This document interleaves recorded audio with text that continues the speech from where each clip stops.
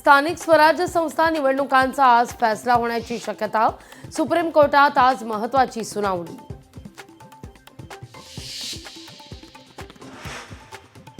ओबीसींना पुन्हा राजकीय आरक्षण मिळण्याची चिन्ह। आज सुप्रीम कोर्टात ओबीसींच्या राजकीय आरक्षणासंदर्भात सुनावणी।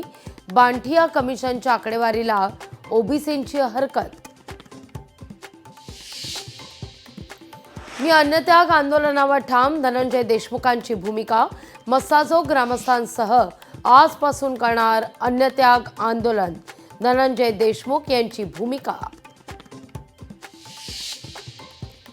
महादेव मुंडेंच्या मारेकऱ्यांना अटक करा, अन्यथा आमरण उपोषण। पोलीस अधीक्षकांच्या भेटीनंतर ज्ञानेश्वरी मुंडे 3 मार्च पासून उपोषणावर ठाम।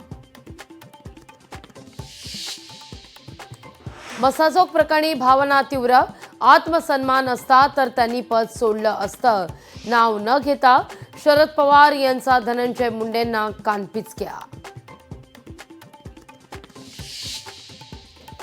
नीलम गोरेंचं वक्तव्य मूर्खपणाचं, नीलम गोरेंच्या वक्तव्यावर शरद पवार यांची प्रतिक्रिया। संजय राऊतांनी सांगितलं ते 100% बरोबर। पत्रकार परिषदेत पवारांचं वक्तव्य।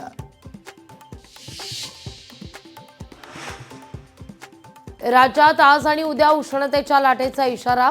मुंबईसह ठाणे आणि कोकणात उच्चांकित तापमानाची चिन्ह।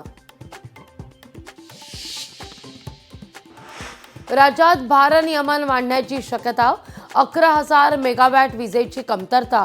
वीज निर्मिती निम्म्यावर आल्यानं अघोषित भारनियमन। फेब्रुवारी संपत आला तरी लाडक्या बहिणी लाभांपासून वंचित।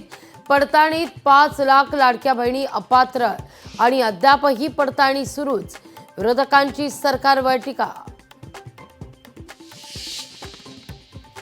मुंबईकरांनो, पाणी जपून वापरा।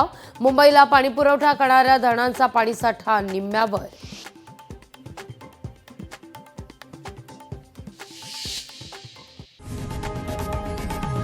लोकशाही मराठी ऐका, पहा, जागरूक रहा।